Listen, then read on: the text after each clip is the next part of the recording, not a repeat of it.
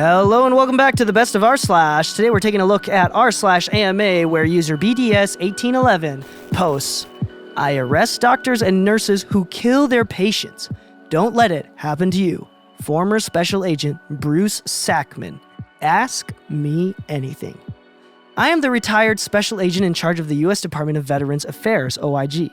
There are a number of ongoing cases in the news about doctors and nurses who are accused of murdering their patients.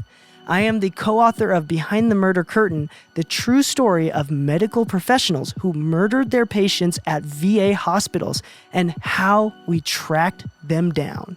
Ask me anything. How does one find out that doctors or nurses intended to kill their patient? It usually begins with statistics. Every time a particular nurse or doctor is on duty, the death rate goes up. And if he or she takes time off, the death rate goes down. These are patients that were not suspected by family or staff of being near death. How do you differentiate between an incompetent doctor and a murderous doctor? Are you using these statistical warning signs for further investigations? Murder is a question of intent to kill, not one that is killing because of incompetence. But the aforementioned statistical approach, higher death rates, does not differentiate the two. Do I assume you must have a way to tell?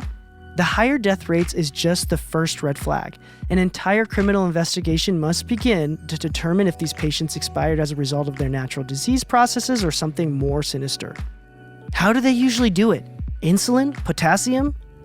Insulin, epinephrine, succinylcholine, potassium, to name a few.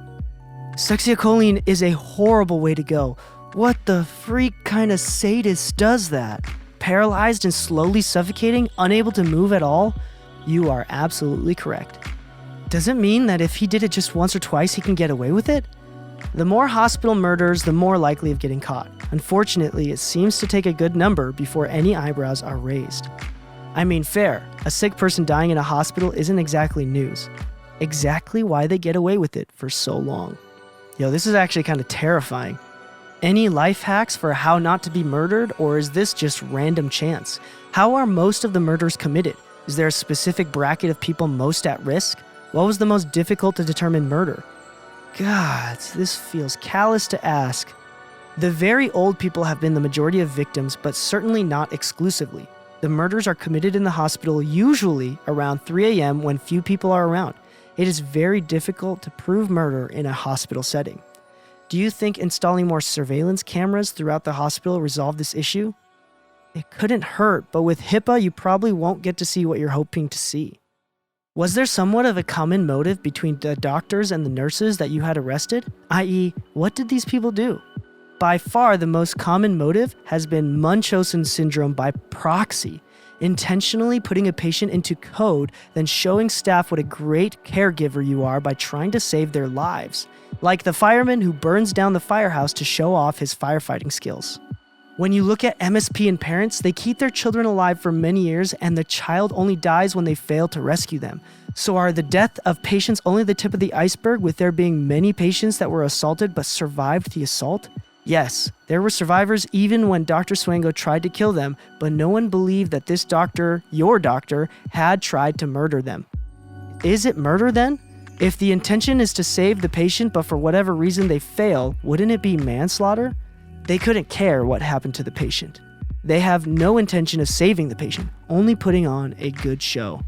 Holy crap, that is terrifying. Do you look into the psychology of why they do it or just try to catch them? If you do you find that they go into medicine to do this, or does it come after? Many suffer from Munchausen syndrome by proxy. Most go into medicine not planning on killing, but events overtake them. Do you think Munchausen syndrome by proxy is really its own mental illness? It seems to me more like a specific behavior which is a symptom of narcissism, psychopathy, or maybe a broader mental illness. It seems like a bit of an excuse. It's like saying, yeah, I killed those people, but I have a serial killer syndrome. I'm mentally ill. Can I be diagnosed with dickhead syndrome so I can do whatever I want? I try not to comment on the psychology because that is not my training. These issues will be addressed at the John Jay College Conference in March on medical serial murderers. Other than Swango, I don't believe that the killers intentionally chose medicine as a field to kill people. It is something that developed after they began working in healthcare. As someone with a lot of medical problems, am I at a higher risk to be a victim of these people? I'm in and out of the hospital a lot and get lots of procedures done. Make sure you don't go in alone and have an advocate with you to politely question what is being done. You say don't let it happen to you. Does that mean there's something patients should do, ask, or question? Thank you for catching these killers, truly a horrid betrayal. Always have a family member or advocate with you to politely and respectfully fully question the care you are receiving. How would the patient or advocate, presuming they have no medical training, know what questions to ask or how to evaluate the answers they are given? Does just the fact that there is an advocate tend to make a potential murderer shy off from the victim? The mere fact that the advocate is asking and recording makes the patient less of a potential victim, even if the questions are not spot on. Thankfully, I know this won't happen to me because I cannot afford healthcare. Lol. Have you ever heard any stories of people trying to kill people in the hospital or of any Munchausen syndrome by proxy? Let me know in the comments below. Thank you for listening to the best of Rslash. If you like what we're doing, please leave a thumbs up as that is the best and fastest way to help our channel grow. Also, please consider subscribing because we release content like this every single day, 7 days a week on both YouTube and podcast.